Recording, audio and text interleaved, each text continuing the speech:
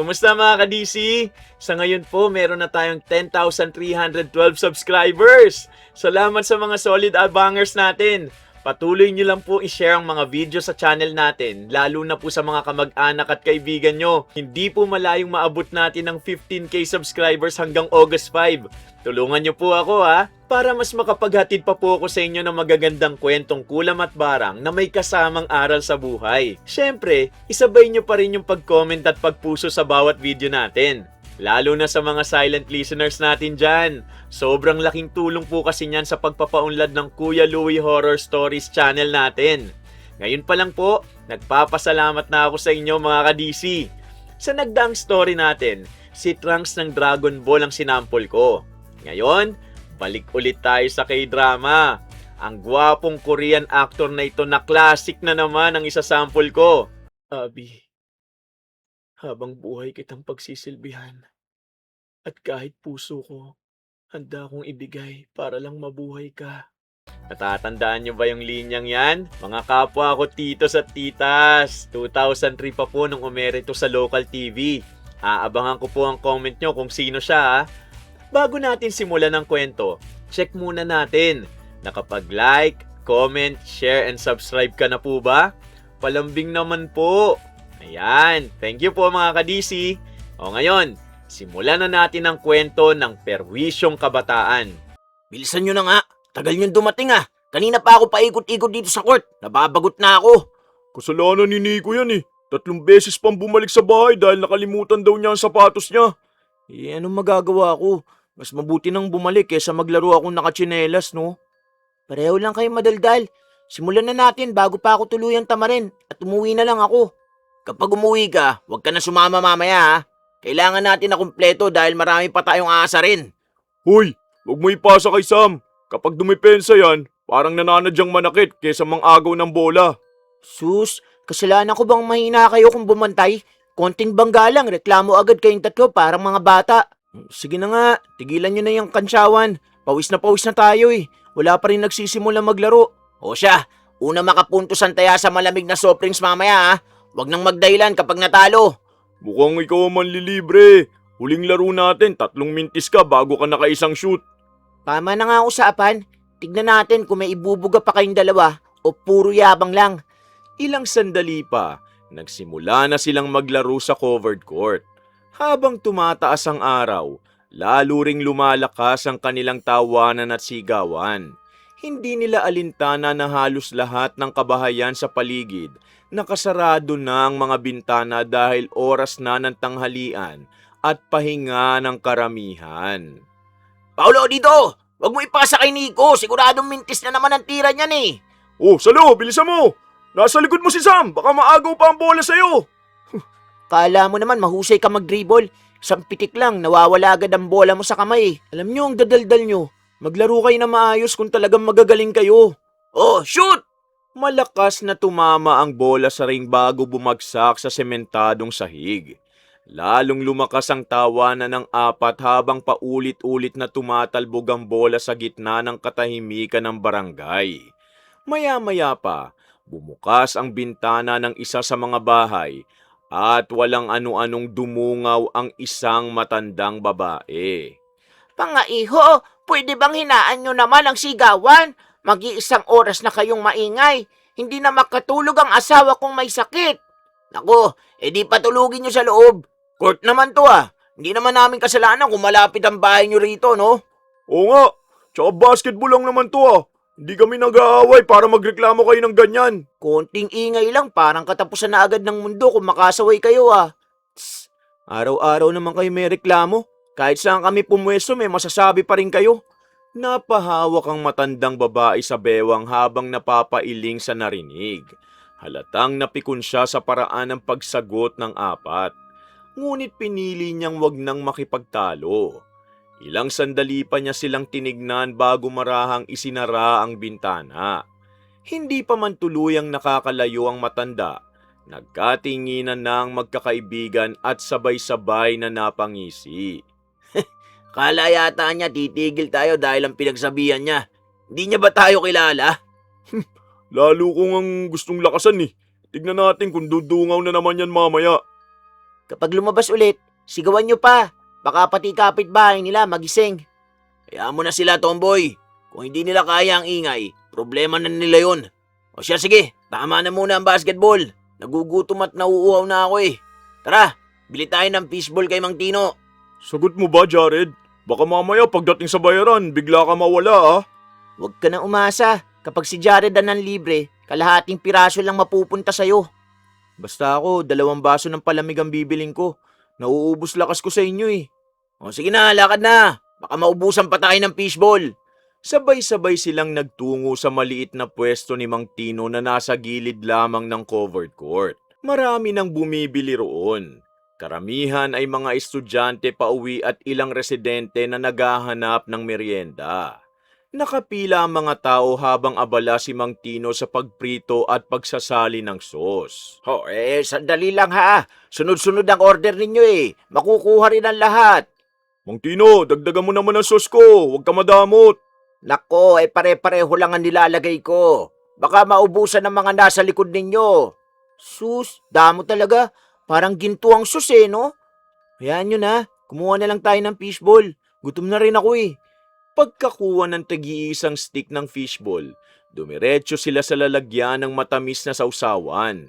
Sa halip na kumain, paulit-ulit na isinasawsaw ni Jared ang iisang fishball habang iniikot-ikot pa ang stick sa loob ng lalagyan. Napansin niyo ni Paulo kaya ginaya rin niya. Si Sam naman, isinawsaw ang walang lamang stick at paulit-ulit itong hinahalo sa sausawan. Nakikisali rin si Nico sa kalokohan habang nagtatawanan silang apat. Hoy, tama na yan. Huwag niyong paglaruan ng sausawan. Marami pang gagamit yan eh. Ano bang problema? Nagsasawsaw lang naman kami ah. Muling isinawsaw ni Jared ang parehong fishball ng ilang ulit. Si Paulo naman, sinadyang ihagod ang stick sa gilid ng lalagyan hanggang may tumulong sausawan sa mesa. Hindi na halos makasingit ang ibang gustong magsawsaw dahil hinaharangan pa nila ang lalagyan. Kung kakain kayo, kumain kayo na maayos. Huwag niyong babuyin ang paninda ko. Grabe ka naman, Mang Tino. Sausawan lang yan eh. Parang ginto kung pagbawalan mo kami ah. Hindi sa ganun. May iba pang taong kakain at sasawsaw dyan eh. Di palitan mo kung ayaw mo. Problema pa ba namin yun? Napailing si Mang Tino habang pinupunasan ng natapong sausawan sa mesa. Halatang napipiko na siya ngunit pinili niyang wag na lang makipagtalo dahil may mga bumibili pang naghihintay. Tara na, tara na. Baka maubos pa pasensya ng matanda sa atin eh. Kawawa naman. Nagkatinginan ng apat bago sabay-sabay na tumawa at lumayo sa pwesto na para bang wala silang ginawang perwisyo. Di ko makalimutan mukha ni Mang Tino eh, no? Mas lalong kumukulubot sa sobrang inis. Kung ako sa kanya taba, matagal na ako nagsawa sa kakasaway. Wala rin naman siyang mapapala dahil hindi rin naman tayo makikinig eh. Tama ka, Tomboy. Kapag alam nilang hindi tayo natitinag, titigil din sila kakareklamo. Habang naglalakad ang tatlo, lumilingon pa si Jared sa pwesto ni Mang Tino. Nakita niyang abala itong sali ng sausawan sa ibang lalagyan habang pinupunasan ng mesa. Halatang napiko ng matanda ngunit ipinagpatuloy pa rin ito ang pagtitinda. Mukhang pinalitan niya na yung sausawan eh, oh. Di napagastos pa siya. Ayos din yun. Bukas ulit ah. Tingnan natin kung maglalagay na naman siya ng bagong sausawan. Naku Jared, baka pagdating natin, itago niya na agad. Di yung fishball naman ang pagdiskita natin. Natawa silang muli habang papalayo sa pwesto. Sa kabilang gilid ng kalsada, natanaw nila si Mila. Nakita niyang tila ay pinagmamalaki pa ng apat ang ginawa nilang panggugulo. Napailing siya at nagpatuloy sa paglalakad. Habang papauwi, hindi mawala sa isip niya na halos araw-araw may bagong pinagdidiskitahan ng dating mga kaibigan. Kung patuloy silang pababayaan ng lahat, tiyak na mas lalaki pa ang problemang idudulot nila sa buong barangay. Oh, saan naman tayo ngayon? Maaga pa eh.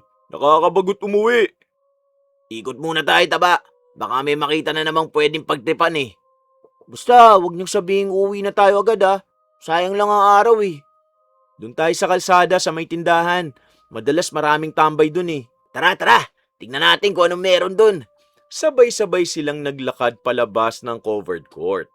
Halos wala ng tao sa kalsada dahil mainit pa ang sikat ng araw. Maya-maya, narinig nilang malakas na ugong ng isang motorsiklong papalapit. Napangiti si Jared nang makitang mabagal ang takbo nito dahil may lubak sa daraanan. Pre, tignan mo oh. Bagong-bago yata ah. Hindi na sumagot si Jared. Nang malapit na ang motorsiklo, bigla siyang humakbang na parang tatawid sa kalsada.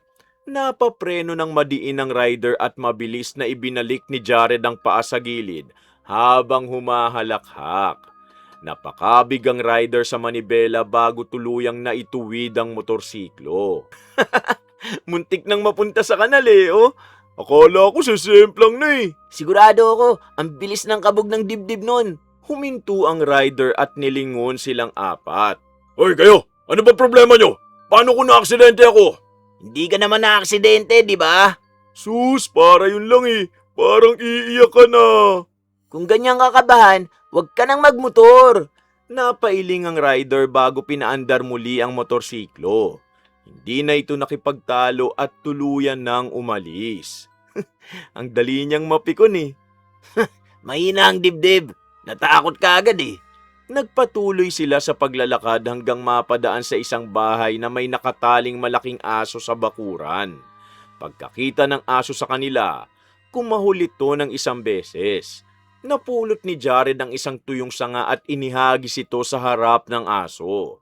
Lalong lumakas ang tahol nito. Sumunod si Paulo na paulit-ulit na sumipol habang nakaharap sa hayop. Hindi rin nagpahuli si Nico at gumawa ng tunog na lalo pang nagpakahol sa aso. Oh, lapit pa. Hindi ka naman makakawala dyan eh. Kala mo kung sino kung makakahuli. Lalong nagwala ang aso sa kakakahol. Umuuga na ang bakal na kinakapitan ng tali nito dahil sa lakas ng paghila. Biglang bumukas ang gate ng bahay. Hoy, ano bang ginagawa nyo? Kanina nyo pa inaasar ang aso ko ah. Inaasar agad. Tumingin lang naman kami. Aso yan eh, natural, kakahol. Kung ayaw mong kumahol, ipasok mo sa loob. Napailing ang babae sa kapal ng mukha ng apat. Kitang-kita niyang nagtatawanan pa sila habang dahan-dahang lumalayo. Pagdating nila sa kabilang kanto, hindi pa rin mawala ang kanilang tawanan. Grabe, muntik na maputol yung tali. Sayang nga taba eh. Mas masaya sana kung nakahabol. Bukas ulit tayo rito ah. Tingnan natin kung makikilala na tayo ng aso. Tumawa rin si Nico habang ipinagpatuloy nila ang paglalakad at walang pakialam na may isa na naman silang residenteng na perwisyo sa araw na yon. Kinabukasan, maaga na namang nagkita sina Jared, Paulo, Sam at Nico sa covered court. Wala pang 9:00 ng umaga, subalit tila nakasanayan na nilang doon magsimula ng araw. Habang ang ibang kabataan, naghahanap ng mapagkakakitaan o tumutulong sa kani-kanilang bahay, ang apat, walang ibang inatupag kundi maghanap ng panibagong mapaglilibangan. Mukhang tahimik ngayon ah. Maaga pa kasi Jared, mamaya pa lalabas yung mga yan. Nakakabugot kapag walang napipikon eh. Hintayin nyo lang, maya-maya may makikita rin tayo. Hindi pwedeng walang kalukuhan ngayong araw, no? Naupo muna sila sa gilid ng court habang nagkukwentuhan. Maya-maya, may ilang residente ang dumaan sa tapat nila.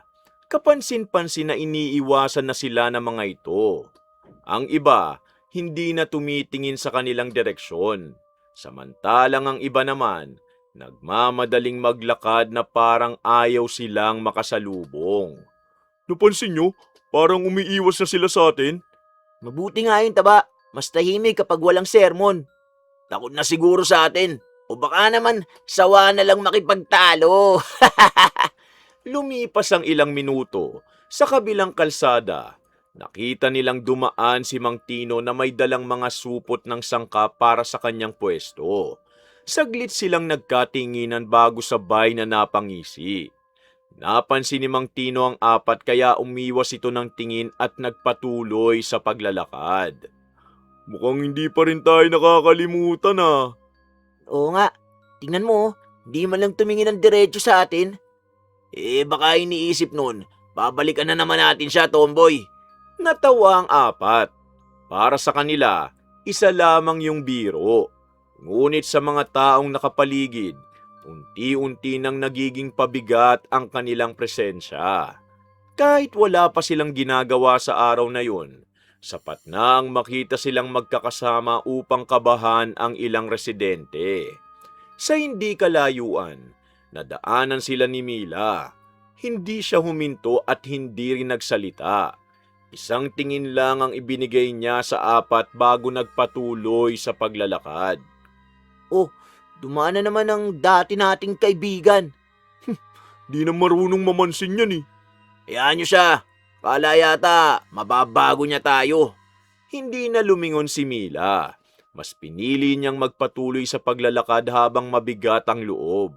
Kitang-kita niya kung paanong tila ipinagmamalaki pa ng apat ang mga ginagawa nilang panggugulo. Ramdam niyang kung magpapatuloy ang ganong ugali, darating ang panahong may taong hindi na magpapasensya. Samantala, walang kamalay-malay ang apat na sa bawat araw na lumilipas, mas marami na ang naiinis at umiiwas sa kanila. Sa halip na mahiya, lalo pa silang natutuwa kapag napapansin nilang sila ang pinag-uusapan ng buong barangay. Napansin niyo? Parang wala yata masyadong tao sa labas ngayon Oo nga, Jared Kahit sa kabilang kalsada, halos walang dumaraan. Mainit kasi. Siguro nagpapahinga pa ang karamihan. Ay, nakakabagot naman. Wala man lang mapagtripan. Paano kung palabasin natin sila? At anong gagawin natin? Batuhin natin ng maliliit na bato mga bubong. Tignan natin kung hindi magsilabasan niya mga yan. Naku, wag lang malalaki Baka mabutas ang yero Medyo nakakaawa naman sila. Hindi naman. Gusto ko lang marinig ang ingay at makita silang nagkakagulo. O sige na, kumuha na tayo ng maliliit na bato. Matapos ang ilang minutong pagtambay sa covered court, naglakad ang apat sa isang makipot na eskinita. Magkakatapat ang ilang bahay na may yero ang bubong at halos lahat ng pinto nakasara. Tanging huni ng mga ibon at mahinang ugong ng electric fan mula sa loob ng mga bahay ang maririnig.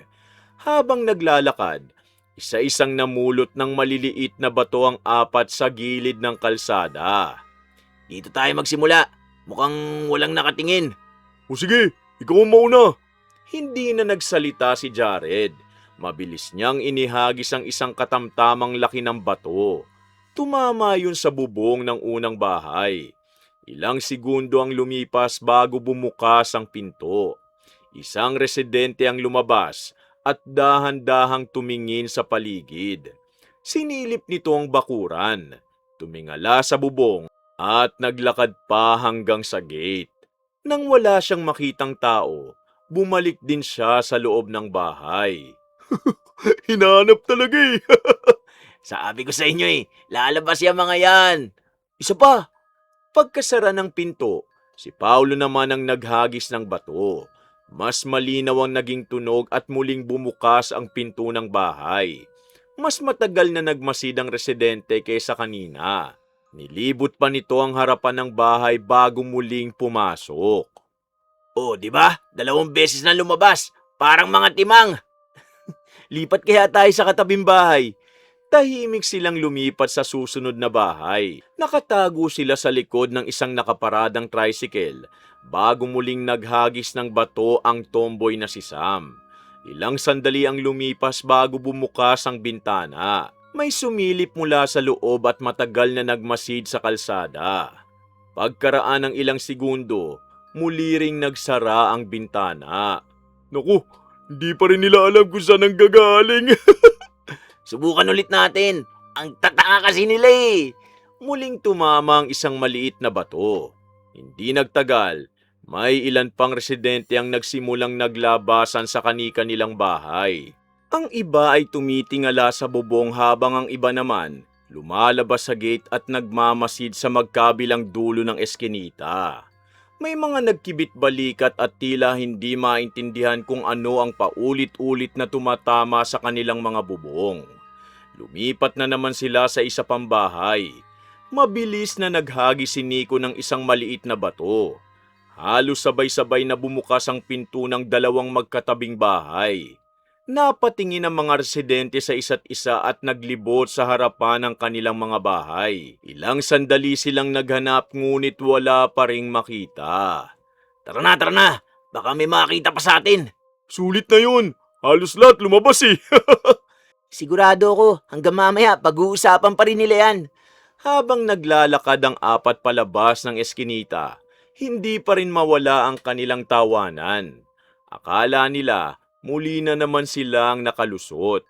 Subalit pagdating nila sa bungad ng kalsada, may isang residenteng galing sa kabilang direksyon na nakapansin sa mga maliliit na batong hawak pa ni na Jared at Paulo. Saglit itong tumingin sa kanila, saka lumingon sa mga bahay na pinanggalingan lamang ng sunod-sunod na ingay. Parang may nabuo agad na hinala sa isip nito. Oh, anong tinitingin-tingin mo? Hindi na inalis ng residente ang tingin sa apat. Mabilis itong tumuro sa kanilang direksyon habang sumisigaw. Dahil sa lakas ng boses nito, napalingon ang ilang residente na nasa labas pa rin ng kanilang mga bahay. Isa-isang napatingin ang mga ito kina Jared at sa kanyang mga kaibigan. Hoy, tayong tinuturo oh. Lagot! Takbo na! Hindi na sila naghintay pa. Sabay-sabay silang kumaripas ng takbo. Habang tumatakbo, naririnig nila ang sunod-sunod na sigaw ng mga residenteng nananawagan sa kanila na huminto. May ilan pang humakbang palabas ng kani-kanilang bakuran upang subukang habulin sila, subalit mabilis na nakaliko ang apat sa susunod na eskinita. Diretso lang, huwag kayo hihinto! Bilisan nyo! Dalian nyo, malapit na tayo makalayo! Dito, lumiko tayo!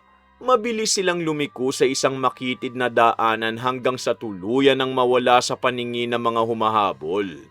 Pagdating sa isang bakanting lote na napapalibutan ng matataas na damo, saka lamang sila huminto. Habol hininga silang napasandal sa isang lumang pader habang pinupunasan ng pawis sa noo. Akala ko talaga, maaabutan tayo. Buti na lang, hindi sila mabilis tumakbo. Konti na lang, nahuli na tayo eh. Teka, bakit nga pala tayo tumakbo? Hindi naman tayo takot sa kanila, di ba? Baka isumbong tayo sa barangay eh. Ilang beses na ba tayong sinumbong? May nangyari ba? Natahimik sandali ang tatlo bago sabay-sabay na natawa. Para sa kanila, isa lamang yung nakakatawang pangyayari. Wala ni isa sa kanilang nakaramdam ng takot o pagsisisi. Sa halip, ipinagmamalaki pa nilang muli silang nakatakas. Mukhang di na tayo pwedeng bumalik dun ngayon. Bukas na lang ulit. Oo nga, hanap na lang tayo ng ibang mapagtitripan. Marami pa namang lugar dito sa barangay eh. Tama, hindi naman mauubusan ang mapipikon. Muli na namang nagtawanan ng apat habang naglalakad palayo sa bakanting lote. Sa kabilang banda, nanatiling nag-uusap ang mga residente sa eskinita. Bagamat hindi nila naabutan ng mga kabataan, malinaw na nilang nakita kung sino ang may kagagawa ng panggugulo.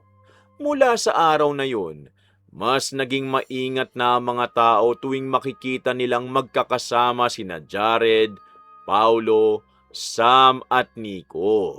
Tara, bili muna tayo ng soft drinks. Nauhaw ako sa kakatakbo eh. Libre mo na kami ha. Ikaw naman ang may pakana kanina eh. Utot mo. Kanya-kanyang bayad tayo, no? Ang kuripot mo talaga. Akala ko pa naman manlilibre ka. Kung gusto nyo ng libre, umuwi kayo sa inyo. Sige na, doon na tayo sa tindahan sa kanto. Paglabas nila sa eskinita, dahan-dahan ang humupa ang kaba nilang baka may humabol pa sa kanila. Naglakad sila patungo sa maliit na tindahan sa kanto at bumili ng tigi-isang soft drinks.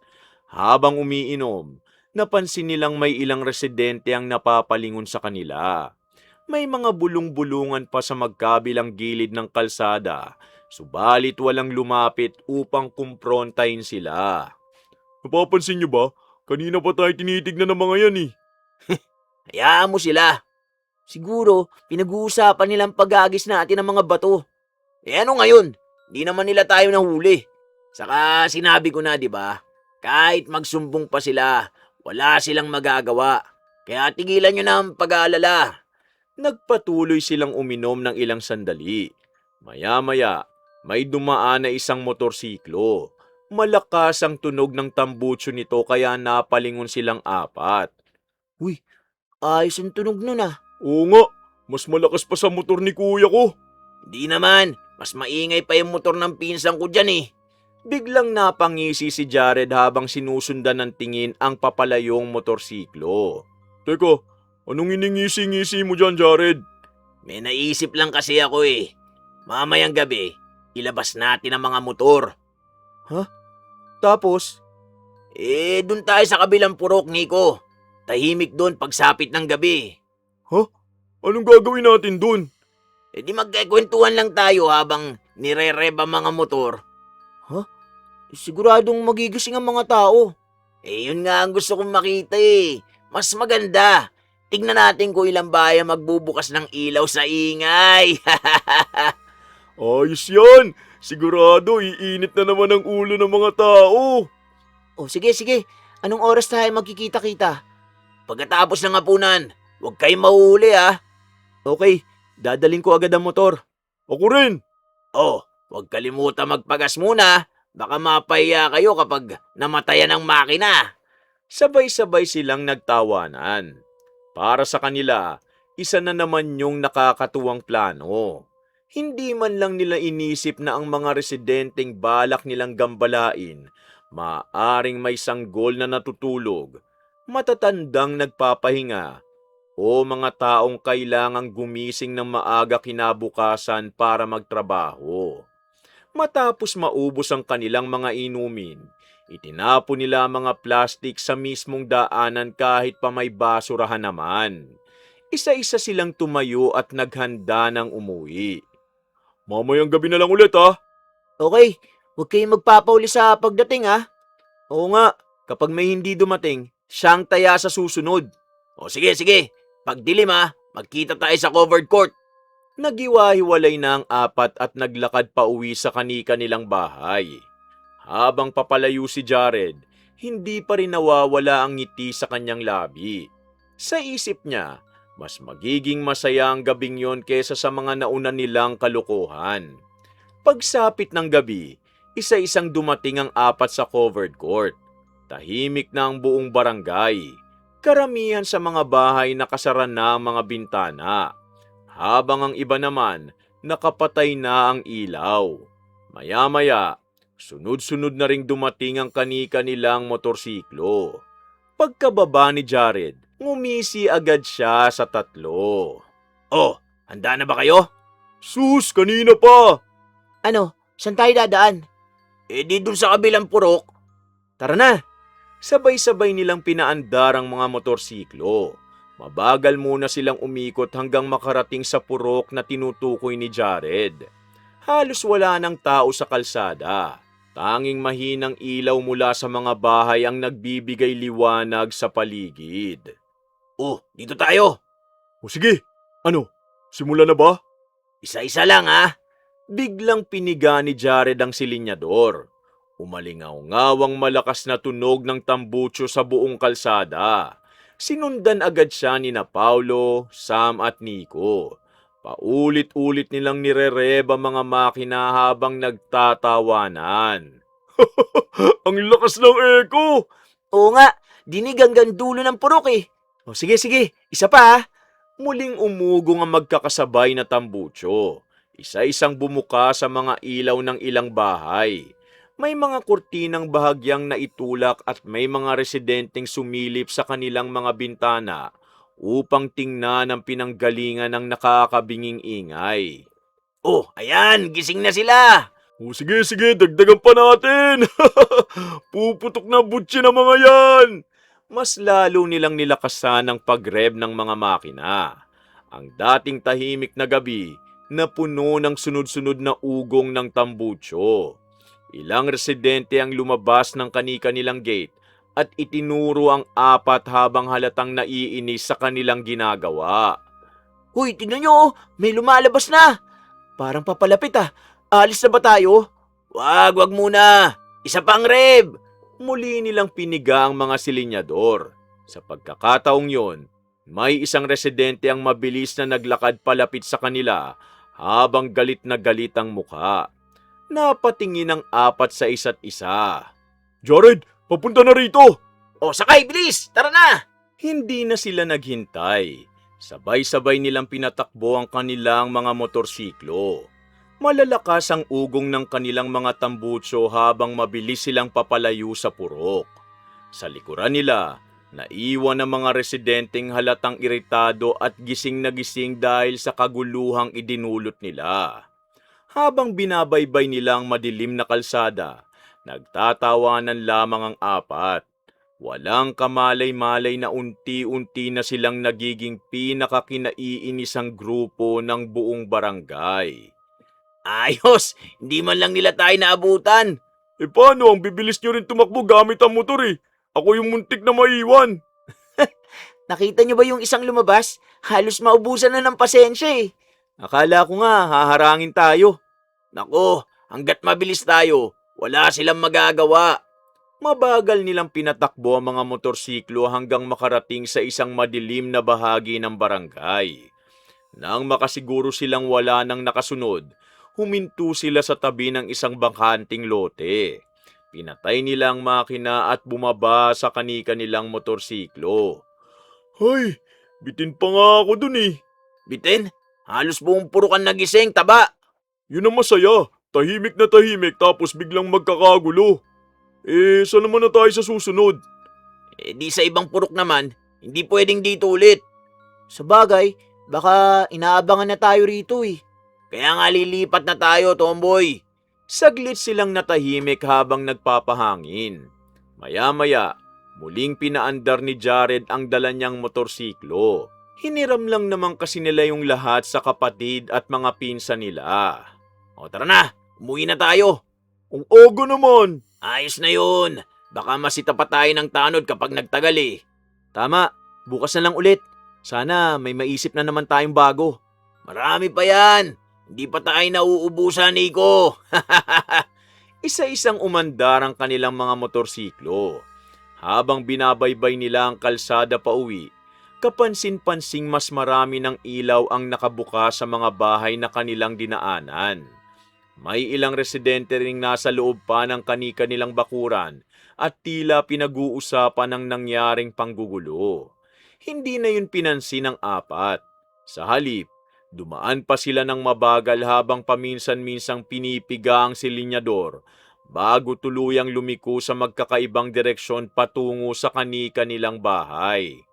O paano? Dito na ako ha. Bukas na lang ulit. Kinabukasan, maaga pa lamang, usap-usapan na sa buong barangay ang nangyaring pag-iingay nung gabi.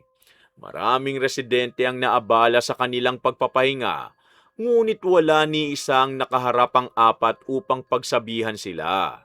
Samantala, sina Jared, Paulo, Sam at Nico muling nagkita sa covered court na para bang walang nangyari. Hoy, tagal niyong dumating. Kanina pa ako rito. Kasalanan ni Mama eh. Pinaglinis pa ba naman ako ng bakuran? Ako naman, pinaghugas pa ng plato. Akala yata, hindi ako aalis. Buti nakalusot pa rin kayo. O ano nang plano natin ngayon? Di mag-ikot muna. Tignan natin kung may bago mapagtitripan. Ay, sawa na ako sa puro tambay lang. Oo nga, tara, lakad na tayo. Pagkatapos ng ilang minutong kwentuhan, sabay-sabay na naglakad ang apat palabas ng covered court. Mabagal lamang ang kanilang lakad habang nagtatawanan at nagbibiruan sa gitna ng kalsada. Paminsan-minsan, may dumara ang tricycle, ngunit agad din silang tumatabi bago muling magkwentuhan. Napalingon silang apat sa kabilang dulo ng kalsada. Isang babaeng may bit-bit na eco bag ang papalapit sa kanila. Habang papalapit ito, Unti-unti nilang nakilala ang mukha nito. Uy, si Mila oh. Oo nga, tagal na rin nating hindi nagkakausap ah. Mukhang ayaw na talaga niya sa atin. Hindi na dumiretso si Jared. Huminto siya sa gitna ng daan habang hinihintay na makalapit si Mila. Nang ilang hakbang na lamang ang pagitan nila, ngumiti siya na para bang walang nangyaring alitan nung mga nakaraang araw. Uy, Mila! Napahinto si Mila.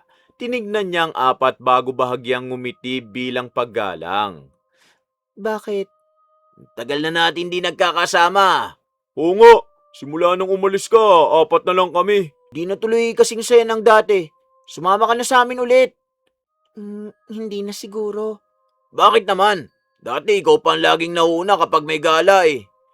Dati yun. Ngayon, marami nang pinagkaiba. Saglit na natahimik ang apat. Hindi nila inaasahang ganong kabilis ang pagtanggi ni Mila. Kung tungkol pa rin to sa mga biro namin, kalimutan mo na yun. Oo nga, nagbibiro lang naman kami palagi. Hindi naman kami pumapatay ng tao ah. Para sa inyo, kalokohan lang. Pero may mga taong naaabala sa ginagawa nyo. Naku, nagsisimula ka na naman. Hindi ako nagsisermon. Sinasabi ko lang ang totoo. Kaya nga boring ka na kasama ngayon eh. Mila, balikan na lang. Mas masaya kapag kumpleto tayo eh. Ayoko na. Hindi naman ako nakikialam sa inyo eh. Basta ayoko na makipagkaibigan pa sa inyo. Talaga? Wala na makakapagpabago ng isip mo? Sayang naman. Hindi ko kayo iniiwasan dahil galit ako. Iniiwasan ko kayo dahil hindi ko gusto ang mga ginagawa nyo ngayon. Tahimik na nagkatinginan ng apat. Bahagyang nagbago ang ekspresyon ni Jared.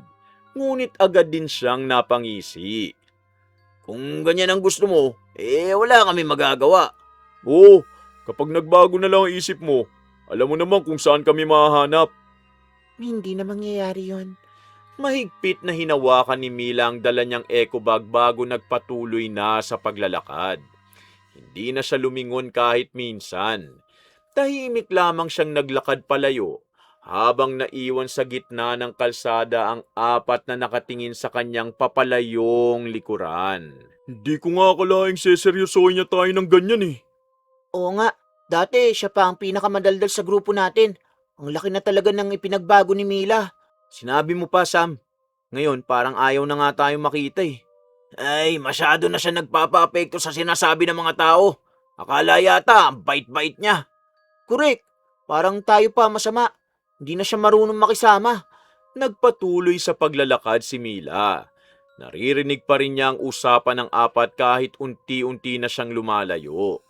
Hindi na lamang siya lumingon. Ayaw na niyang pahabain pa ang usapan dahil alam niyang wala rin siyang mapapala. Ano, susundan ba natin? Oo, tignan natin kung hanggang kailan siya magmamatigas. Mabilis nilang hinabol si Mila hanggang sa muli nila itong maabutan sa may kanto. Mila, sandali lang. Hindi mo ba talaga namimiss ang samahan natin? Jared, ang namimiss ko, yung dating samahan natin.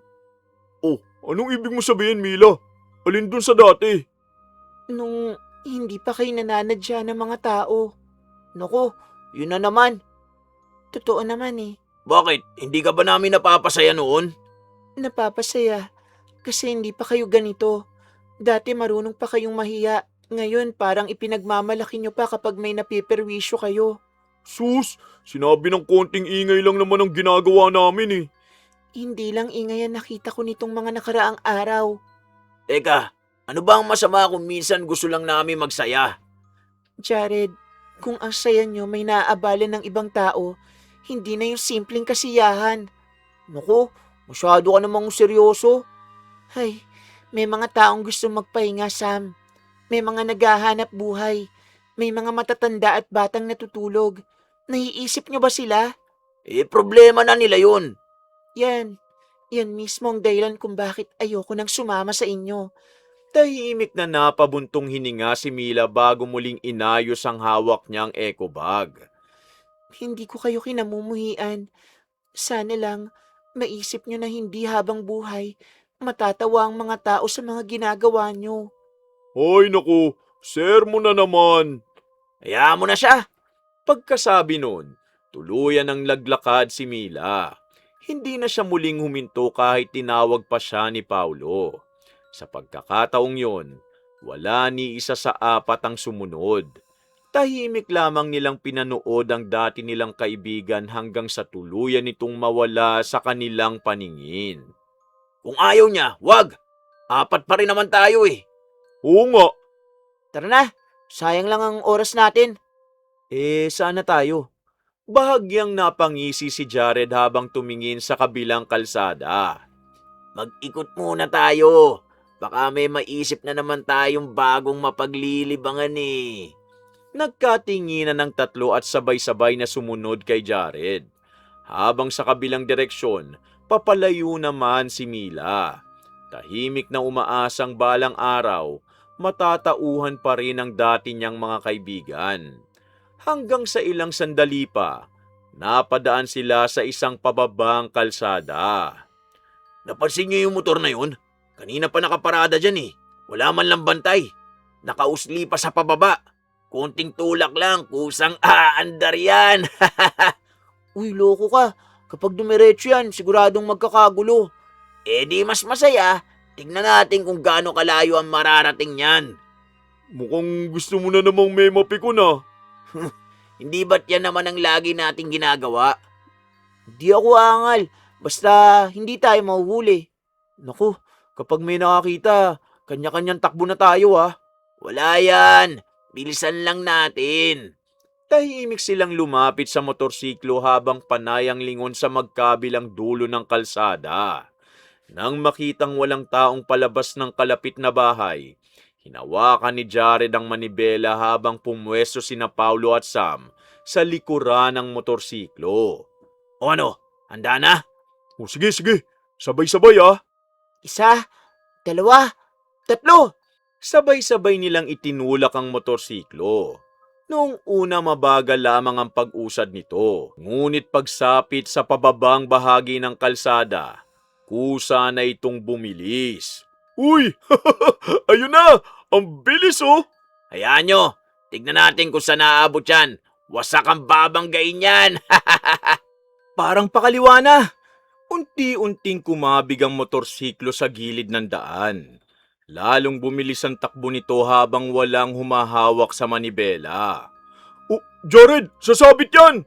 Hindi, diretso lang yan. Pustahan pa tayo. Ilang segundo lamang ang lumipas. Biglang tumama ang unahang gulong sa mataas na gilid ng semento. Malakas na bumagsak ang motorsiklo.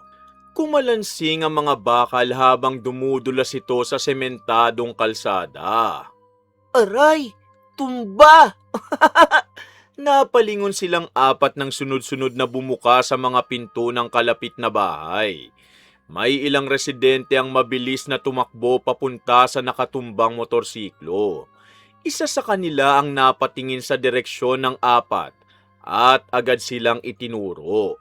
Oh, ano pang iniintay nyo? Takbo na! Hindi na sila nag-atubili. Sabay-sabay silang kumaripas ng takbo patungo sa pinakamalapit na eskinita. Habang tumatakbo, naririnig pa nila ang mga sigaw ng mga residenteng humahabol sa kanila. Hindi na sila lumingon. Lumiko sila sa isang makipot na daanan hanggang sa tuluyan silang mawala sa paningin ng mga tao. Pagdating sa kabilang kalsada, saka lamang sila huminto upang habulin ang kanilang hininga. Buti na lang hindi tayo naabutan. Oo nga eh, akala ko kanina sigurado nang may uhuli sa atin. Nakita niyo ba ang mukha ng may-ari? Halos mangiyak-iyak na eh. Kawawa. Kasalanan niya rin, Tomboy. Kung saan-saan siya nagpaparada eh. Hindi ko lang gusto yung may humabol na. Ang bibilis nyo tumakbo eh. Takot ka na naman. Wala naman nakaabot sa atin, Nico eh. Huminto ang apat sa ilalim ng isang malaking puno sa bakanting lote. Nagpahinga sila habang inihingal pa sa kakatakbo. Maya-maya, nagtawanan na naman sila na para bang wala lamang nangyari. Sa isip nila, isa na naman yung matagumpay na kalukuhan. Ano pa kayang pwede nating gawin? Maaga pa naman eh. Baka wala nang gustong lumabas ng bahay kapag nakita nila tayo. di mas mabuti. Ibig sabihin, kilala na tayo. Sikat na tayo mga pards. Hindi kaya sobra na tayo? Teka, ano ibig mo sabihin? Ewan, kanina kasi kung may natamaan, baka may nasaktan eh. Sus, ngayon ka pa naawa? We, nung nakaraan, ikaw pa nga ang unang tumawa eh. Hindi naman sa naaawa. Naisip ko lang. Kaya prank lang ang ginagawa natin nga ni. Kung iisipin mo nang iisipin, mawawala ang saya natin. Tama, huwag ka nga magpaka-boring tulad ni Mila. Napakamot na lamang si Nico. Hindi na siya nagsalita. Kahit may bahagya siyang pag-aalinlangan, ayaw niyang magmukhang duwag sa harap ng mga kaibigan. Ilang sandali silang nanatili roon bago muling maglakad sa barangay. Habang naglalakad, napansin nilang maraming residente ang nagkukwentuhan sa labas ng mga bahay. Paminsan-minsan, may mga tumitingin sa kanilang direksyon bago agad umiiwas ng tingin.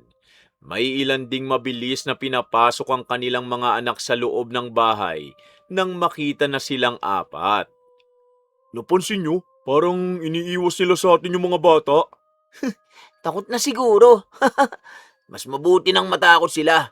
Siga kaya tayo dito. Kung galit man sila, wala akong pakialam. Habang naglalakad pa sila, napansin ni Jared ang isang bahay na may mga bagong sinampay na damit sa bakuran. Huminto siya at napangisi. May naisip na naman ako. Napatingin agad sina Paulo, Sam at Nico kay Jared. Kilala nila ang ngiting yun. Sa tuwing ganon ang ekspresyon nito, may panibago na namang binabalak na kalukuhan. Tignan niyo yung mga sinampay. Mukhang kakalaba lang. Ang dami pa. Halatang hindi pa tuyo. Ano na naman? Anong binabalak mo? Wala naman tao sa bakuran eh, Tomboy. Pasok kaya tayo sandali. Teka, baka may makakita. Kanina ka pa takot. Kung ayaw mo, dito ka na lang. Nagkatinginan sina Paulo at Sam bago napangiti. Sumunod sila kay Jared papasok sa maliit na bakuran. Naiwang nakabantay si Nico sa labas habang palingalinga sa magkabilang dulo ng kalsada. Maingat na lumapit si Jared sa sampayan at isa-isa niyang hinila ang mga sipit hanggang sa malaglag sa lupa ang ilang puting uniforme, tuwalya at damit pambahay. Bilisan mo, ang dami na oh. Isama mo na pati yung kumot. Pinulot ni Paulo ang isang puting t-shirt na nalaglag sa lupa at ipinahid pa ito sa basang bahagi ng bakuran. Sayang naman, lalaban na naman nila yan. Doble trabaho nila. Napahalakhak si Sam habang ginagaya ang ginagawa ni Paulo. Ilang damit pang sinadyang ihulog sa putikan bago nila muling isinabit ng baluktot at gusot. Sa labas ng bakuran, hindi mapakali si Nico. Huy, parang may paparating na. Sandali na lang, isa pa. Saglit, tapos na to. Biglang may narinig silang pagbukas ng gate mula sa katabing bahay. Hindi na sila naghintay pa. Mabilis silang lumabas ng bakuran at naglakad ng normal na parang walang nangyari. Pagkalayo nila ng ilang metro, saka sila nagtawanan. Kapag nakita nila ang mga sinampay mamaya, siguradong puputok ang butsi ng mga yun. Tahimik lamang si Nico habang naglalakad. Paminsan-minsan, lumilingon siya sa pinanggalingan nila. Makalipas ang ilang minuto, napadaan sila sa maliit na tindahan. Bumili sila ng malamig na inumin at naupo sa ilalim ng puno sa tapat nito. Dami na natin na pagtripan itong mga nakaraang araw ah. Oo nga, pero parang kulang pa rin talaga eh. Siguro kasi wala pang lumalaban sa atin. O baka wala lang gustong pumatol. Habang nag-uusap ang apat, isang pamilyar na mukha ang dumaan sa kabilang kalsada. Si Mila uli yun. May dala na naman itong eco bag at pauwi na sana. Napatingin si Jared sa kanya at bahagyang ngumisi. Ayun na naman siya. Di pa rin tayo pinapansin. Hayaan nyo na. Tahimik na nagpatuloy sa paglalakad si Mila. Hindi niya man lang nilingon ang grupo kahit alam niyang pinagmamasdan siya ng apat. Kung gusto niyang umiwas, bahala siya. Ang yabang eh. Dati hindi naman ganyan yan. Hindi na nagsalita ang iba. Sinundan lamang niya ng tingin si Mila hanggang sa tuluyan nitong mawala sa kanto. Maya-maya, tumayo siya at itinapon ang hawak na bote sa basurahan. Bukas ulit tayo magkita rito ha. May panibago ka na bang naiisip? Meron na. Bukas ko na sasabihin. Mas masaya kung hindi niyo muna alam. Napangiti sina Paulo at Sam. Kahit si Nico, napasunod na lamang sa paglalakad. Kahit halatang may pag-aalinlangan pa rin siya. Unti-unti nang lumulubog ang araw habang nagkakanya-kanya silang umuwi. Sa iba't ibang bahagi ng barangay, usap-usapan pa rin ng mga residente ang sunod-sunod na kalukuhang nangyayari. Marami nang nag-iingat sa kanilang mga gamit at maagang nagsasara ng mga gate. Kapag nakikita ang apat na magkakasama, kusa na lang umiiwas ang ibang tao upang hindi sila mapagdiskitahan. Samantala, pagdating ni Mila sa kanilang bahay, napabuntong hininga siya. Hindi mawala sa isip niya ang asal ng dati niyang mga kaibigan. Umaasa pa rin siyang darating ang araw na matatauhan ng mga ito. Ngunit habang lumilipas ang panahon, lalo lamang lumalala ang kanilang ginagawa. Ay, hindi na talaga sila magbabago. Lumipas ang ilang araw, ngunit sa halip na tumigil, lalo pang naging matapang sina Jared, Paulo, Sam at Nico. Dahil ilang beses na silang nakalusot sa mga reklamo ng mga residente, pakiramdam nila wala nang kayang pumigil sa kanila. Isang hapon, habang naglalakad sila sa barangay, napadaan sila sa maliit na sari-sari store ni Mila. Uy, tignan nyo oh. Bukas pa rin ang tindahan nila. Oo nga, mukhang maganda ang benta. Teka, akala ko ba iiwas na sa atin si Mila? Iiwas nga siya, pero hindi ang tindahan nila. Napangisi ang tatlo. Habang walang tao sa likod ng bahay, palihim silang pumunta ron. Binuksan ni Jared ang gripo na nakadiretso sa gilid ng tindahan habang sina Paulo at Sam nagsimulang galawin ang metro ng kuryente. Hanggang sa mawalan ng supply ang tindahan. Tahimik lamang na nakabantay si Nico sa labas. Uy, bilisan nyo. Baka may makakita eh. Konti na lang. Hindi nagtagal, umalis silang apat na tila walang nangyari. Kinabukasan, maagang bumungad kay Mila ang malaking problema. Basa ang ilang sako ng bigas at asukal sa gilid ng tindahan. Dahil nawala ng kuryente magdamag, nasira rin ang mga malamig na paninda na hindi na maaari pang maibenta. Nay, nasira ang mga paninda natin. Tahimik na napaupo ang kanyang ina habang pinagmamasdan ng mga produktong hindi na nila maibebenta. Halatang pinipigilan itong maiyak. Hindi na nagdalawang isip si Mila. Agad niyang hinanap sina Jared at ang kanyang barkada. Naabutan niya ang apat na nakaupo sa covered court. Jared, kayong gumawa nun, hindi ba? Hoy, ano na naman ang iniisip mo? Huwag na kayo magsinungaling. Wala nang ibang may dahilan para gawin yon. Naku, ang bilis mo naman magbintang. Oo nga, Mila. Nakita mo bang kami ang gumawa? Hindi. Pero alam kong kayo yun. Kayong sumira sa mga paninda namin. Sus, wala kang ebidensya. Kaya tigil-tigilan mo kami ha. Huwag mong isisi sa amin ang lahat na nangyayari sa inyo. Napayuko si Mila habang pinipigilan ng galit. Habang paalis siya, napansin niyang hindi makatingin sa kanya si Nico. Tahimik lamang itong nakaupo at halatang hindi mapalagay. Dahil sunod-sunod na mga reklamo, nagpatawag ng pagpupulong ang barangay ng gabing yun. Dumalo ang maraming residente at isa-isang isinalaysay ang mga perwisyong naranasan nila sa mga nakalipas na linggo. Gayunman, nang hingan na ng formal na reklamo at mga testigo, isa-isa ring umurong ang karamihan. Walang gustong makipag-away sa apat at sa kanika nilang pamilya. Pagkatapos ng pagpupulong, nakangiting lumabas sina Jared. Sabi ko sa inyo wala rin mangyayari. Puro reklamo lang sila. Hanggang salita lang no? Samantala, pag-uwi ni Mila, nadatnan niyang umiiyak ang kanyang ina habang nakatingin sa mga nasirang paninda. Unti-unting nawala ng pag-asa si Mila. Sinubukan na niyang makiusap. Kinumpronta niya na ang apat at umasa sa barangay. Subalit wala ni isang nagbigay sa kanila ng hustisya.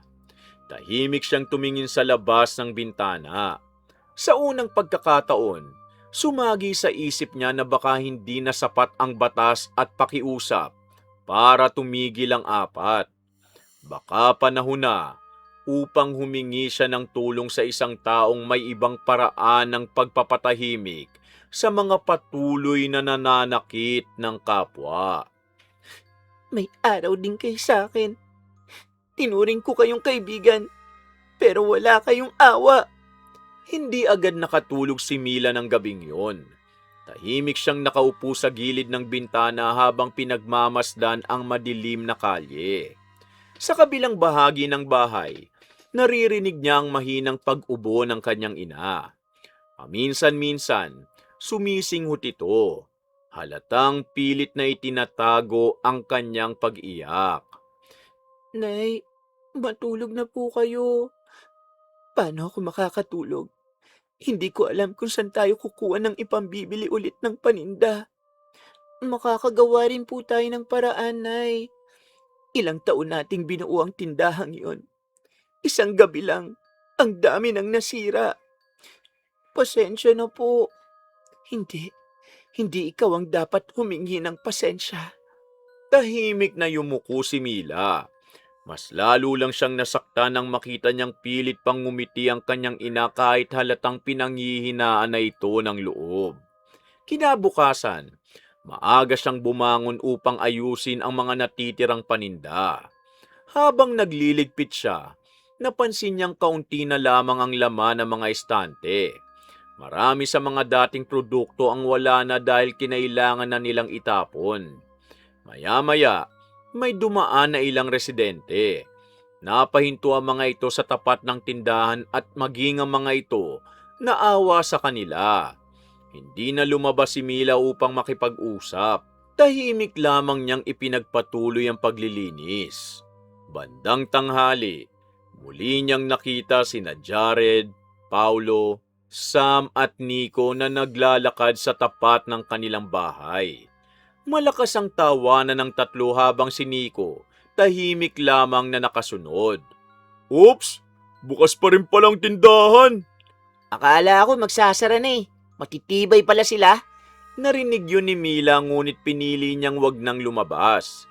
Alam niyang mauuwi lamang sa panibagong pagtatalo ang lahat. Pagsapit ng hapon, dumating ang isang matandang babae sa tapat ng tindahan. Napansin niyang abala si Mila sa pag-aayos ng mga natitirang paninda. Mila, po, narinig ko ang nangyari sa inyo. Yun po ba? Oo nga po eh. Ganun talaga dito. Hindi kayang disiplinahin ng mga taga-barangay kasi may kapit ang mga tatay. Iniisip ko na lang na maliit na bagay lang po yun. Kung maliit lang, bakit parang pasan mo ang buong mundo? Hindi agad nakasagot si Mila. Hindi mo kailangang magkunwari sa akin. Ay, napapagod na po ako, Aling Pilar. Dahil sa apat na kabataang yon? Opo. Sinubukan ko na silang kausapin. Sinubukan ko ring dumaan sa barangay. Wala pong nangyari. Hindi ko na alam ang susunod kong gagawin. Tahimik na tinignan siya ni Aling Pilar bago lumapit ng kaunti. Minsan, kapag hindi na gumagana ang pakiusap at batas, naghahanap ang tao ng ibang paraan. Napatitig si Mila sa matanda. Ano pong ibig niyong sabihin? Hindi lahat ng tao natututo sa kabutihan. May ilan na kailangan munang maranasan ang bunga ng sarili nilang ginagawa. Teka, ayoko pong may mapahamak. Alam ko po kung anong sinasabi nyo. Hindi rin yun ang gusto ko. Pero kung pababayaan mo lang sila, sigurado ka bang may iba pang hindi masasaktan? Hindi agad nakasagot si Mila. Bumalik sa isip niya ang mga nasirang paninda, ang pag-iyak ng kanyang ina, at ang mga residenteng takot magsampa ng reklamo. Hindi kita pipilitin. Ang desisyon ay nasa sa iyo. Teka, kung sakali po bang kailangan ko ng tulong, alam mo kung saan ako matatagpuan. Dahan-dahang tumalikod si Aling Pilar at naglakad na palayo. Naiwan si Mila sa tapat ng kanilang tindahan. Tulalang pinagmamasdan ang papalayong matanda. Mahigpit niyang hinawakan ng laylayan ng kanyang damit habang magulong isip ang bumabagabag sa kanya. Sa kauna-unahang pagkakataon, seryoso niyang pinag-isipan ng landas na noon hindi niya kailanman naisip na tatahakin. Ang tanong na lamang, kung handa ba siyang gawin ang kapalit nito. Ano bang dapat kong gawin? Kinabukasan, tuluyang isinara ng ina ni Mila ang maliit nilang sari-sari store. Isa-isang ibinaba nito ang mga lumang plywood na nagsisilbing takip sa tindahan. Tahimik lamang si Mila habang pinagmamasdan ang bawat galaw ng kanyang ina. Ramdam niyang kasama ng pagsasara ng tindahan ang pagkawala ng kanilang pangunahing pinagkukunan ng kabuhayan. Pasensya na anak. Hindi na talaga natin kayang ipagpatuloy. Pero Nay, pwede pa naman po yan. Hindi natin ito kayang tustusan. Kapag may naipon ulit tayo, saka na lang tayo magbubukas ulit. Ay, sana nga po, makabangon din tayo agad. Bagamat pilit siyang ngumiti, alam ni Mila na hindi ganun kadali ang lahat. Marami pa silang utang at wala na halos perang natitira para makapagsimula ulit. Bandang tanghali, lumabas siya upang bumili ng gamot ng kanyang ina. Habang naglalakad, nasalubong niya sina Jared, Paulo, Sam at Nico na nagkukwentuhan sa gilid ng kalsada. Oh, Mila, balita namin sarado na raw ang tindahan nyo ah. Kahapon bukas pa yun ah. Anong nangyari? Wala na kayong dapat pang sabihin. Nagmamaang-maangan lang naman kayo. Naku, huwag ka naman pikon. Nagtatanong lang kami. Ang bilis naman sumuko ng nanay mo. Pwede ba? Tigilan nyo na nga ako. Bakit? Totoo naman ah. Wala pa rin nagpapatunay na kami ang may kagagawa ng lahat. Hanggang ngayon, puro paratang lang kayo. Oo nga, akala ko ba ipapakulong mo kami? Mahigpit na napakuyom ang kamao ni Mila. Darating din ng araw na pagbabayaran niyo ang lahat. Hanggat walang ebidensya, wala kayong magagawa. Tahimik lang si Nico. Ilang ulit siyang sumulyap kay Mila ngunit agad ding umiwas ng tingin. Hindi ko na kayo kilala. Ang sasama niyo. Parang wala tayong pinagsamahan sa ginawa niyo sa kabuhayan namin ng nanay ko. Os, kami pa rin ito. Ikaw lang naman ang nagbago eh. Hindi na nagsalita si Mila. Iniwan niyang apat habang pinipigilan ang mga luhang gustong tumulo. Kinahapunan, nagtungo siya sa kabilang baryo upang hanapin si Aling Pilar. Pagdating niya sa maliit na bahay ng matanda, nadatnan niya itong nagdidilig ng mga halaman. Aling Pilar, kailangan ko po kayong makausap. Pinatuloy siya ng matanda sa loob ng bahay. Pagkaupo nila, ilang sandaling walang nagsalita. Sigurado akong hindi ka basta naparito. Hindi ba't napag-isipan mo na ang lahat? Hindi na po namin alam kung paano magsisimula ulit. Isinara na po ng nanay ko ang tindahan namin. Napapikit si Aling Pilar bago dahan-dahang umupo. Nalulungkot akong marinig yan. wala na po kaming malapitan. Kaya desidido na po ako. Gaganti po ako sa kanila. Tahimik na pinagmasda ni Aling Pilar ang mukha ni Mila. Ilang sandali siyang hindi nagsalita na para bang tinitiyak niyang wala ng pag-aalinlangan sa mga mata ng dalaga. Sigurado ka na ba? Dahil kapag sinimulan natin ito, tiyak na magbabago ang buhay nila. Sigurado na po ako. Wala akong pakialam. Magkasalaman ako. Hindi lang naman ang kabuhayan namin ang igaganti ko, kundi pati ang buong barangay namin na pinerwisyo nila. Sinubukan mo nang makiusap. Dumaan ka na rin sa barangay. Ginawa mo na ang lahat ng alam mong tama. Kung ito na talaga ang pasya mo, igagalang ko. Maraming salamat po. Huwag mo muna akong pasalamatan. Hindi madali ang landas na pinipili mo. Simula sa araw na ito, kailangan mong sundin ang lahat ng sasabihin ko. Kapag may itinago ka sa akin o may sinuway kang bilin, ititigil ko agad ang ritual. Opo, susundin ko po lahat. Tumayo si Aling Pilar at dahan-dahang lumapit sa lumang kabinet sa sulok ng bahay. Umupo ka muna. Ihahanda ko ang lahat ng kailangan. Bago lumubog ang araw, sisimulan na natin ang unang hakbang. Tahimik na tumango si Mila. Isa-isa namang inilabas ni Aling Pilar ang ilang lumang tela, isang mangkok na luwad, ilang tuyong dahon at isang maliit na sisidlang nakabalot ng pulang tela. Maingat niya itong inilapag sa ibabaw ng mesa. Iyan na po bang mga kailangan? Simula pa lang yan. Ano po ang gagawin ko? Kailangan ko munang makilala ng mabuti ang apat. Hindi sapat na alam ko lang ang mga pangalan nila. Opo, kilala ko po sila. Sabihin mo sa akin ang lahat. Isa-isa. Huminga ng malalim si Mila bago nagsimulang magsalita. Isa-isa niyang ikinwento kung paano nagsimula ang barkada, kung paano sila naging malapit noon, at kung paano unti-unting nagbago ang ugali ni Jared, Paulo, Sam at Nico. Hindi niya rin itinago ang mga kalukuhang ginawa ng mga ito sa buong barangay at ang pagkasira ng kanilang tindahan. Tahimik lamang na nakikinig si Aling Pilar. Paminsan-minsan, tumatango ito habang tila may malalim na iniisip.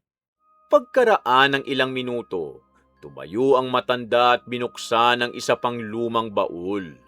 Mula roon, kumuha siya ng 4 na maliliit na piraso ng tela. Kailangan ko ng anumang bagay na nagmumula sa kanila. Gaya po ng ano? Kahit hibla ng buhok, piraso ng damit, panyo, o anumang madalas nilang gamitin. Mas mabuti kung personal nilang gamit. Kaya ko pong kunin. Huwag kang magmadali. Ayokong maghinala sila. Opo. Kailan po tayo magsisimula? Kapag kumpleto na ang lahat ng kailangan, hindi maaaring kulang ang paghahanda. Dahan-dahang iniligpit ni Aling Pilar ang mga gamit na nasa mesa. Isa-isa niyang isinara mga bintana ng bahay hanggang sa bahagyang dumilim ang loob ng silid. Tanging mahinang liwanag na lamang ang pumapasok mula sa maliit na siwang ng pinto. Bakit po ninyo isinara ang mga bintana? May mga bagay na mas mabuting hindi nasasaksihan ng ibang tao. Napalunok si Mila. Unti-unti niyang naramdaman ang bigat ng sitwasyon.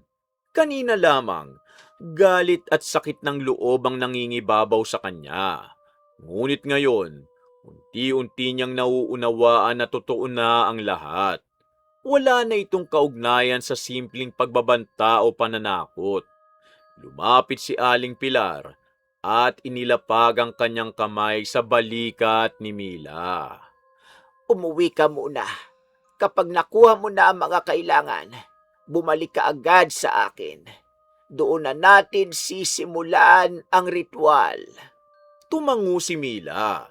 Bago siya lumabas ng bahay, muli niyang nilingon ang mesa kung saan nakalapag ang mga gamit na inihanda ni Aling Pilar. Sa isip niya, yun na ang huling hakbang bago tuluyang magbago ang kapalaran ni na Jared, Paulo, Sam at Nico. Habang dahan-dahan niyang isinasara ang pinto sa kanyang likuran, alam niyang nagsimula ng isang paghihiganting hindi na nila inaasahang haharapin. Lumipas ang ilang araw, maagang maaga pa lamang, bumalik na si Mila sa bahay ni Aling Pilar. Mahigpit niyang hawak ang maliit na supot na naglalaman ng mga personal na gamit ni na Jared, Paulo, Sam at Nico. Isa-isa niya yung nakuha sa mga nakalipas na araw nang hindi napapansin ng apat. Pagdating niya sa bahay, nakabukas na ang pinto. Pumasok ka, Mila.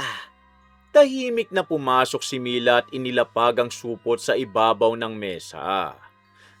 Kumpleto na po ito, Aling Pilar. Dahan-dahang binuksan ni Aling Pilar ang supot at isa-isang sinuri ang laman nito. Kanino ang panyo? Kay Jared po. Ito. Piraso po ng punit na manggas ni Paulo. At ang dalawa, panyo po ni Sam at suklay ni Nico. Ayos. Sapat na ang mga ito. Lumapit siya sa mesa at maingat na inayos ang apat na gamit. Pagkatapos, kumuha siya ng apat na maliliit na telang itim at isa-isang ibinalot ang mga yon. Ano po ang mangyayari sa kanila? Hindi ako ang magpapasya. Ang mga ginawa nila ang huhusga sa kanila. Bago tayo magsimula, gusto kong itanong sa iyo sa huling pagkakataon. May balak ka bang umatras? Wala na po. Sigurado ka? Opo. Tumango ang matanda. Isinara niya ang lahat ng bintana at pinto ng bahay. Pagkatapos, nagsindi siya ng isang maliit na kandila at inilapag yon sa gitna ng mesa. Tahimik niyang sinimula ng ritual habang nakayuko lamang si Mila. Walang nagsasalita sa loob ng ilang minuto. Tanging mahihinang bulong ni Aling Pilar ang maririnig sa buong silid. Makalipas ang ilang sandali, biglang namatay ang apoy ng kandila. Napamulat si Mila. Tapos na po ba? Nagsimula pa lang. Kung ganun, kailan po nila mararamdaman? Hindi pare-pareho ang oras. Pero hindi na magtatagal. Tahimik na ibinalik ni Aling Pilar ang mga nakabalot na gamit sa loob ng lumang baul. Umuwi ka na. Huwag mo silang lalapitan. Hayaan mong mangyari ang dapat mangyari. Tumango si Mila at tahimik na umalis. Kinabukasan, gaya ng nakagawian, nagkita-kita sina Jared, Paulo, Sam at Nico sa covered court. Kala ko hindi ka darating eh. Nakatulog kasi ko. O ano, saan na tayo ngayon? Eh di ikot muna tayo. Habang naglalakad sila, biglang napahinto si Jared. Hoy, bakit?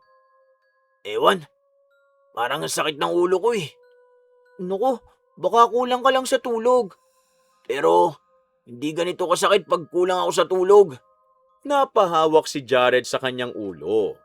Ilang segundo lamang ang lumipas, napaupo siya sa gilid ng kalsada. Naku, mukhang namumutla ka, Jared ah.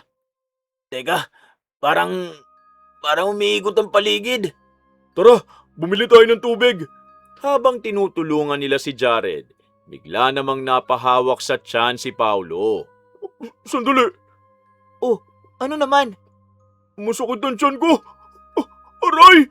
Hindi pa man natatapos ang sasabihin niya, bigla siyang sumuka sa gilid ng kalsada. Hoy! Teka, ano nangyayari sa inyo? Hindi ko alam. Nagsimulang kabahan si Sam.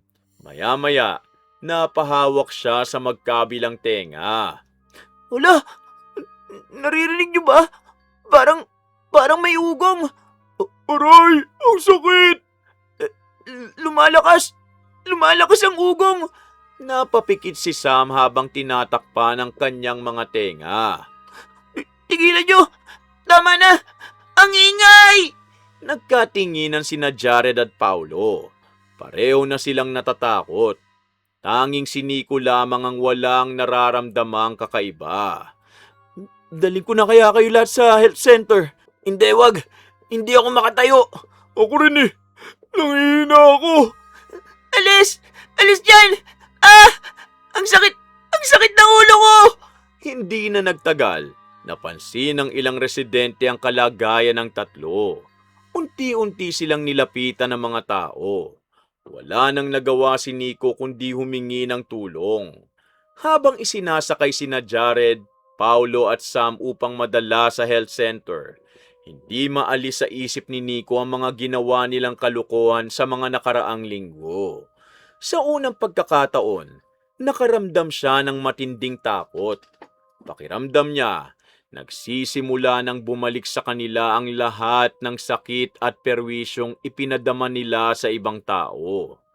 Doon niya naisip na sa kabila ng mga ginawa nila sa mga kabarangay nila, tinulungan pa rin sila ng mga ito. Hindi nagtagal, nakarating sila sa health center. Agad na inasikaso sina Jared, Paulo at Sam na mga health workers. Naiwan naman si Nico sa labas ng silid habang hindi mapakali sa kakalakad. Ilang minuto ang lumipas bago lumabas ang isa sa mga health worker. Sino ang kasama nila? Ako po. Mataas ang lagnat ng tatlo. Wala pa kaming masabing dahilan eh. Kailangan muna silang obserbahan. Delikado po ba sila? Hindi pa namin masasabi, pero kailangan yung tawagan ng pamilya nila. Mas lalo pang nabalisa si Nico. Umupo siya sa bangkong nasa labas at napahawak sa ulo. Paulit-ulit na bumabalik sa isip niya ang mga kalukuhang ginawa nilang magkakaibigan sa mga residente. Makalipas ang ilang sandali, dumating ang mga magulang ni Jared, Paulo at Sam. Halatang nag-aalala mga ito habang nagmamadaling pumasok sa loob ng health center. Hindi na siya nakapagsalita pa. Hindi niya maipaliwanag kung bakit siya lamang ang walang nararamdamang kakaiba. Habang naghihintay sa labas, biglang naalala ni Nico ang sinabi ni Mila ilang araw nang nakalipas. Hindi niya yun pinansin noon. Ngunit ngayon, tila paulit-ulit na umaalingaw-ngaw ang mga salitang yon sa kanyang isip. Hindi kaya... Hindi niya na naituloy ang sasabihin. Agad niyang itinaboy ang pumasok na hinala sa isip niya. Subalit habang lumilipas sa mga minuto, lalo lamang siyang kinakabahan. Samantala, sa kabilang baryo, tahimik na nakaupo sina Mila at Aling Pilar sa loob ng bahay. Nararamdaman ko pong may nangyari na. Oo, nagsimula na. Hanggang saan po ang mararanasan nila? Hindi ako ang magpapasya niyan. Ang magiging bigat ng kanilang pagdurusa. Nakasalalay sa bigat ng mga kasalanang ginawa nila. At kung matututo ba silang aminin ang mga yon? Yumuko si Mila. Wala siyang sinabi. Sa kabila ng lahat ng sakit na dinanas niya, hindi pa rin niya alam kung dapat ba siyang matuwa o maawa sa sinapit ng dati niyang mga kaibigan. Nang sumunod na mga araw, habang nakaupo si Mila sa harap ng kanilang bahay, ilang araw nang nakalipas mula nang magsimula ang ritual ni Aling Pilar, ngunit hindi pa rin mawala ang bigat sa kanyang dibdib. Habang nakatanaw siya sa kalsada, napansin niyang may isang lalaking dahan-dahang naglalakad papunta sa kanilang bahay. Paglapit nito, agad niya itong nakilala. Nico? Mila, pwede ba tayong mag-usap? Bakit ka nandito? Hindi ako naparito para makipag-away, Mila. Tumayo si Mila. Kita niyang namumugto ang mga mata ni Nico at halatang ilang gabi nang hindi makatulog. Anong kailangan mo, Nico? Humihingi ako ng tawad, Mila. Sa lahat. Alam kong wala akong karapatang humarap sa'yo pagkatapos ng lahat ng ginawa namin. Ngayon ka pa magsisisi. Oo. At huli ko nang naisip kung gaano kalaki ang kasalanan namin. Nico, nagsara ang tindahan namin dahil sa inyo. Umiiyak ang nanay ko gabi-gabi. Doon kami kumukuha ng ikabubuhay namin. Pati pang gamot ni nanay. Napayuko si Nico habang mahigpit na magkahawak ang kanyang mga kamay. Akong pinakatahimik sa grupo. Pero hindi ibig sabihin nun wala akong kasalanan. Nakita ko lahat ng ginagawa ni na Jared, Paulo at Sam. Minsan nakikitawa pa ako. Minsan tumutulong pa ako. Kahit alam kong mali, hindi ako tumututol. Pero bakit? Bakit mo ginawa? Natatakot akong ako naman ang pagtawanan nila eh. Nadadala ako sa kanila. Akala ko dati nakakatuwa lang ang lahat. Pero alam mong maraming nasasaktan, Nico. Oo, pero duwag ako, Mila. Hindi ako katulad mo. Tahimik na napahinga si Mila. Hindi niya alam kung magagalit ba siya o makikinig na lamang. Hindi lang pala tindahan yung sinira namin.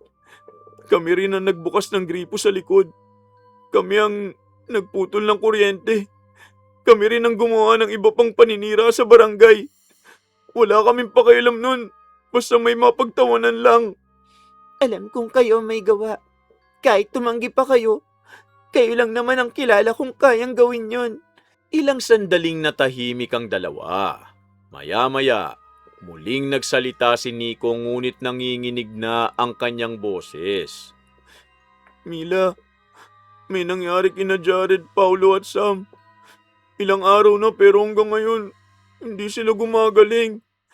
Si Jared parang hindi niya na kami nakikilala. Kung ano-ano nang sinasabi niya. Minsan tumatawa mag-isa tapos bigla namang sisigaw. Kailangan na siyang bantayan palagi. Si Paulo ganun din. Bigla na lang siyang nagsasalita sa hangin. Hindi na rin siya makatulog. Minsan tumatakbo siya palabas ng bahay na parang may hinahabol o may tinatakasan. Si Sam, Wala na siyang ibang marinig kundi napakalakas na ugong sa magkabilang tenga. Kahit anong gamot wala raw epekto eh. Palagi na lang niyang tinatakpan ng mga tenga niya habang umiiyak. Hindi agad nakapagsalita si Mila. Unti-unting nawala ang galit sa kanyang mukha at napalitan ng pagkabigla. Hindi ko alam kung ano nangyayari sa kanila. Pero natatakot na ako. Baka sa susunod, ako naman. bakit sa akin ka lumapit? Kasi pakiramdam ko, may kinalaman to sa lahat ng ginawa namin sa'yo. At kung may alam kang paraan para mailigtas sila, nakikiusap ako. Tulungan mo sila. Tumungo si Mila. Naalala niyang pag-uusap nila ni Aling Pilar at ang ritual na kanyang pinayagan. Hindi niya inasahang aabot sa ganitong kalagayan ng tatlo. Maya-maya, tumingin siya kay Nico. Halika, Saan tayo pupunta? kay Aling Pilar. Kung may pagkakataon pang mapigilan ito, susubukan ko. Bahagyang lumiwanag ang mukha ni Nico. Agad silang nagmadaling umalis. Dala ang pag-asang hindi pa huli ang lahat.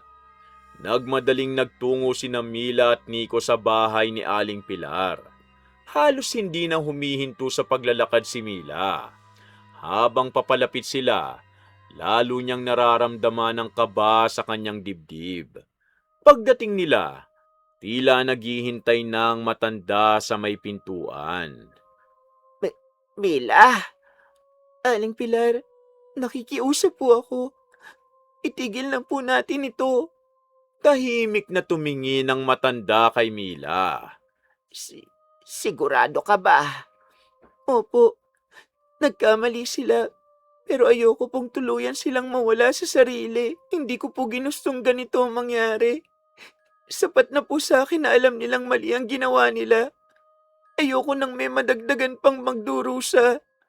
Tumango si Aling Pilar at tumingin kay Nico.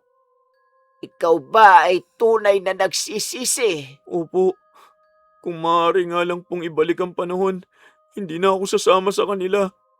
Handa po akong humingi ng tawad sa lahat ng taong nasaktan namin.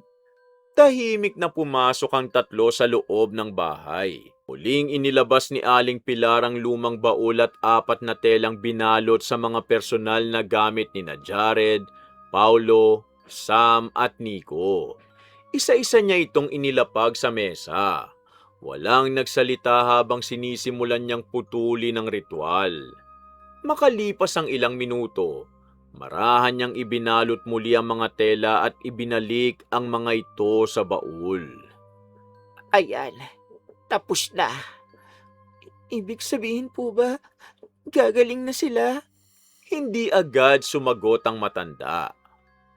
Naputol na ang ritual. Ngunit huli na ang lahat para maibalik ang nawala. Ano pong ibig niyong sabihin? Ang ritual, maaari kong ihinto. Ngunit ang pinsalang matagal nang kumapit, hindi ko na kayang burahin. Ang isip na tuluyang nasira at ang paghihirap na naging bahagi na ng katawan, maaaring manatili. Diyos ko, kasalanan ko rin po ba ito? Ang nagsimula ng lahat, hindi ikaw. Ang bawat tao, umaani ng bunga ng sarili niyang ginagawa. Ngunit tandaan mo rin, Mila, na ang paghihiganti bihirang magdala ng tunay na kapayapaan.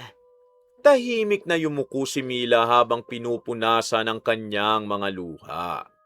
Lumipas ang ilang buwan, muling nagbukas ang maliit na tindahan ni Mila. Unti-unti silang nakabangon sa tulong ng mga residenteng minsan ding naging biktima ng panggugulo ng 4 na kabataan. Samantala, nanatili sa pagamutan sina Jared at Paulo. Hindi na sila tuluyang nakabalik sa kanilang dating pag-iisip. Madalas, wala silang nakikilalang tao at kung minsan, nagsasalita silang mag-isa. Si Sam naman, patuloy na nabubuhay na may malakas na ugong sa kanyang mga tenga. Kahit nagpatingin siya sa iba't ibang doktor, hindi na nawala ang tunog na araw-araw niyang dinadala. Si Nico lamang ang hindi tinamaan ng kaparehong kapalaran. Mula noon, tuluyan niyang binago ang kanyang buhay. Isa-isa niyang pinuntahan ang mga taong nagawa nila ng masama upang humingi ng tawad.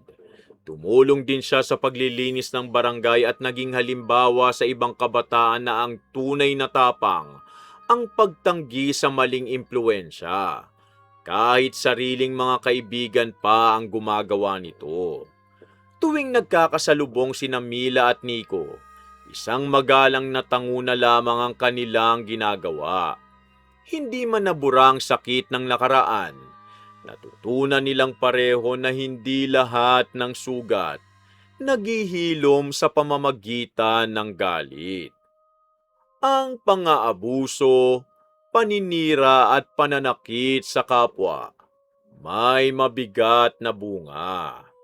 Kapag paulit-ulit mong piniling gawin ang mali at binaliwala ang bawat pagkakataong magbago, maaaring dumating ang panahong kahit magsisi ka, hindi na maibabalik ang lahat ng nawala. Wakas! Isang magandang kwento na naman ang natapos natin mga ka-DC. Sana may napulot kayong aral dito ha. Huwag niyong kalimutang mag-like, comment, share at subscribe ha para masuportahan yung channel natin. At bilang ganti, para mas exciting, i-comment nyo na kung sino ang karakter ko na paborito nyo sa mga binosesan ko. Eto po sila sa mga anime. Sa mga K-drama at Tagalized films naman, I-search nyo na lang po ang pangalan ko para makapili kayo sa kanila. Lilinawin ko lang mga ka-DC, yung sample na pinaririnig ko sa inyo sa bawat character, yun mismo ang boses na ginamit ko nung pinalabas sila sa Tagalized version sa TV. Huwag nyo rin kalimutang i-comment ko anong masasabi nyo sa kwento natin ngayon ha. Pag napili ko ang comment mo, isa-shoutout kita sa next story natin. Okay, shoutout na ulit tayo. Shoutout kina Maria Oros na first commenter ulit natin. Ma'am, salamat po sa pagiging certified solid abanger natin. Meldy ng Malaysia, Yasden Love, Marco Nanyes at kina Ate Minda, Ne, Ruth, Faye at Poging J ng Amira Box Handicrafts, Noraline Olitsub from Malaysia, RKJ462 from Dammam, Saudi Arabia, Sugimura Perla Castro. Happy birthday po sa anak niyong si Yuday Sugimura na nasa Manhattan, USA. Pia Pedrero, Azi Espinosa, Loralie Altarejos, May Roland Pino from Jeddah, Saudi Arabia, Lourdes Balacano, Cristina Peru, Carmena Gofredo, Suset Into from Davao, Buddy at Josephine Ibona, Beth Sabay, G. Tudao, Blanca Oliveros, Tinay San Pedro from Bukawi, Bulacan, Des Limbo from Kuwait, Daniel at Mama Rhea, Blaze Sel Marie Takbao from Bacoor, Cavite. Belated happy birthday po. Infante Veronicas, ingat po lagi kung buntis po kayo.